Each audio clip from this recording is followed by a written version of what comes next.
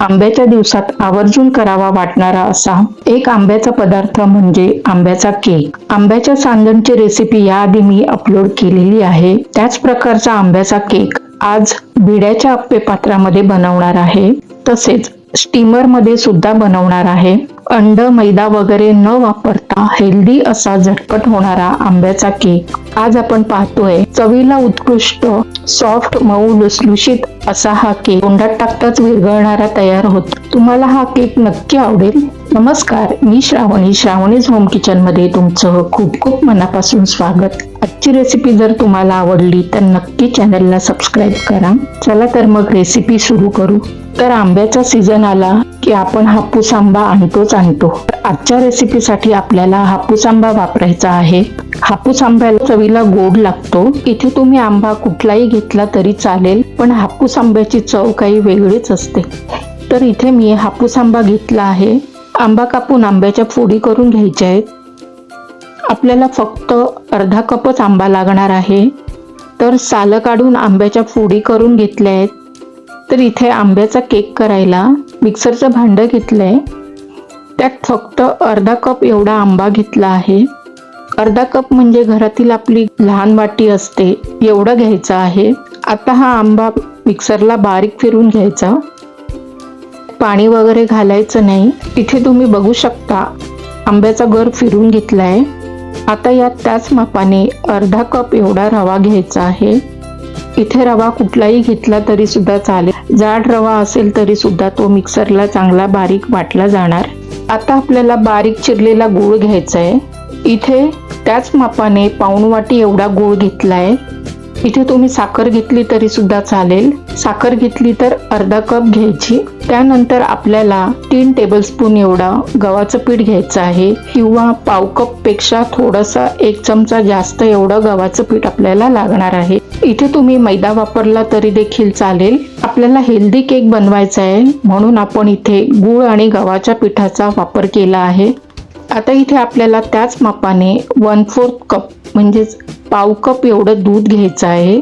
दूध गरम करून साधारण थंड झालेलं घेतलंय, म्हणजेच रूम टेम्परेचरचं दूध आपल्याला वापरायचं आहे.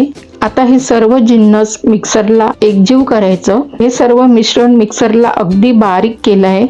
गुळाचे खडे पूर्ण बारीक होईपर्यंत मिक्सरवर फिरून घेतलेला आहे.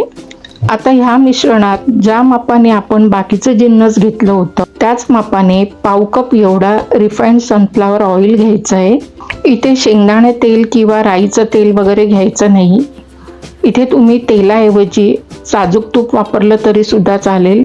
फक्त ते साजूक तूप थोडं गरम करून नंतर थंड करून मोजून घ्यायचं. सनफ्लॉवर तेल वापरल्याने केक मऊसूत आणि जाळीदार बनतो. तेलाने केक फुलायला मदत होते. तेल घातल्यावर सर्व जिन्नस मिक्सरला फिरून घ्यायचं. गूळ किंवा रवा यांचं मिश्रण बरोबर बारीक वाटून घ्यायचं. आता हे मिश्रण एका भांड्यात काढून घ्यायचं. मिश्रण जास्त पातळ नाही आणि जास्त घट्ट पण नाही असं ठेवायचं आहे. आता मिक्सरच्या भांड्याला लागलेलं मिश्रण आहे त्यात 2 चमचे एवढं दूध घालून मिश्रण पुन्हा मिक्सरला फिरून घ्यायचं आणि तयार मिश्रणामध्ये मिक्स करायचं. जास्त दूध वापरायचं नाही. मिश्रण जास्त दाटसर असेल तरच थोडंसं दूध अजून वापरायचं. आता पुन्हा हे दूध मिश्रणात एकजीव करायचं. मिश्रण जास्त पातळ नाही आणि जास्त घट्ट नाही अशा पद्धतीने ठेवायचं, म्हणजेच मध्यम कन्सिस्टन्सी ठेवायची आहे. मिश्रण चांगलं एकाच डायरेक्शनने फेटून घ्यायचं. आता हे मिश्रण 10 मिनिटासाठी झाकून बाजूला ठेवायचं, म्हणजे त्यातील रवा छान फुलून येईल. आता आपल्याला आप्पे पात्रात केक बनवायचा आहे. त्यासाठी इथे मी एक लोखंडी तवा घेतला आहे.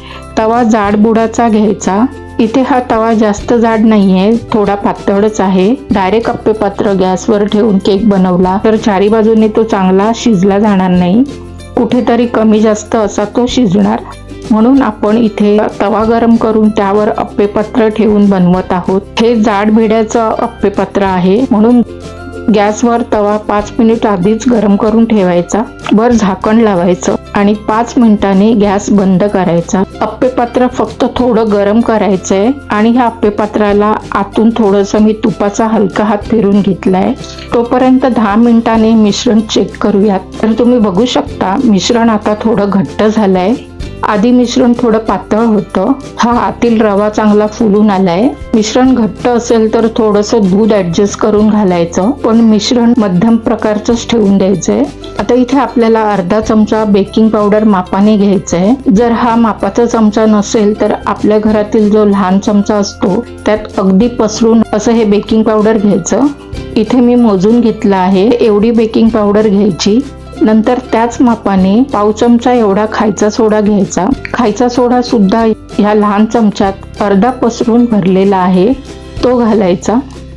नंतर केकला चांगला सुगंध येण्यासाठी पाव चमचा वेलची पावडर घालायची. नंतर यात 1 चमचा दूध घालायचं. आता हे मिश्रण एकाच डायरेक्शनने फिरून घ्यायचं.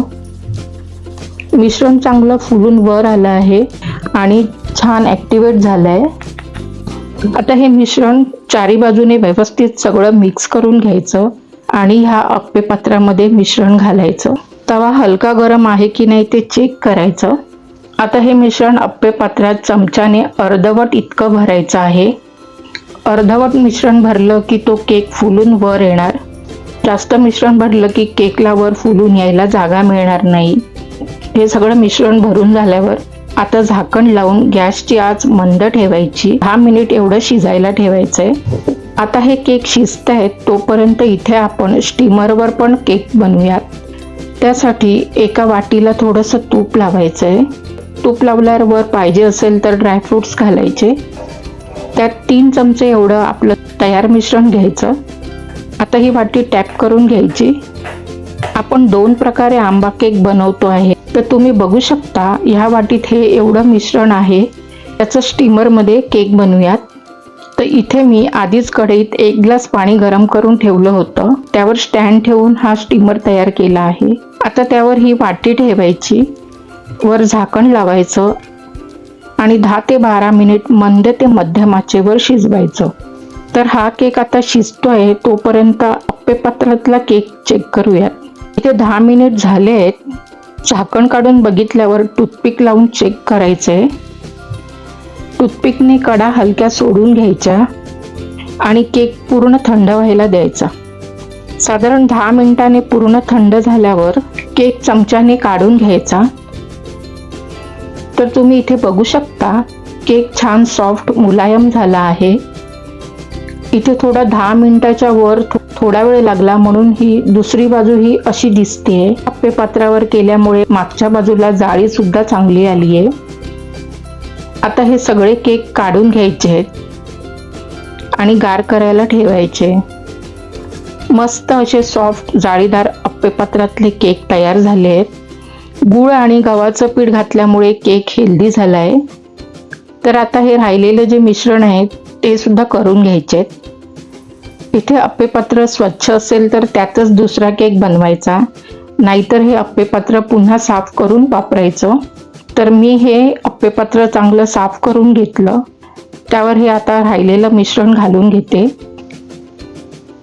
तर हे चमच्याने सगळं मिश्रण घालून घेतलंय. आता हे सुद्धा 10 मिनिटांनी शिजून घ्यायचंय. तोपर्यंत स्टीमरमधला केक चेक करूयात. तर झाकण काढल्यावर तुम्ही बघू शकता खालचं पाणी अर्ध कमी झालंय आणि 10 ते 12 मिनिटात केक छान फुलून आलाय. टूथपिकने चेक करून बघितल्यावर केक अगदी बरोबर झालाय. आता हा केक खाली उतरून थंड करायला ठेवायचा. केक थंड झाला की टूथपिकने कडा हलक्या सोडून घ्यायच्या. पूर्ण थंड झाल्यावर केक बाहेर काढून घ्यायचा. तुम्ही बघू शकता हा सुद्धा केक मस्त सॉफ्ट झालाय. जर अप्पे पात्र नसेल तर अशा पद्धतीने ह्याच प्रमाणात सुंदर असा केक आपण बनवू शकतो. तर इथे बाकीचे उरलेले केक पण तयार आहेत. ते सगळे केक काढून घेतले आहेत. हा पूर्ण थंड झाल्यावर केक बघा किती मस्त दिसत आहे. अगदी रवा केक सारखा दिसतोय. सॉफ्ट आणि लुसलुशीत झालाय. केक कापल्यावर आतून छान जाळी तयार झाली आहे. असा हा साखरेऐवजी गुळाचा छान केक तयार झालाय. हा केक किती मस्त झालाय, मऊ, लुसलुशीत आणि तितकाच जाळीदार. आपण कुठलाही मैदा किंवा अंड न वापरता फक्त 10 ते 12 मिनिटात भिड्याच्या अप्पे पात्रात छानसा केक तयार केलाय. अशा पद्धतीने योग्य प्रमाण वापरून असा हेल्दी केक आपण नक्कीच बनवू शकतो. अगदी घरी असलेल्या रोजच्या साहित्यांमध्ये 10 ते 12 मिनिटात हा सुंदर केक बनतो. तर तुम्हाला आजची ही रेसिपी आवडली तर चॅनलला नक्की सबस्क्राईब करा. व्हिडिओ पाहिल्याबद्दल धन्यवाद.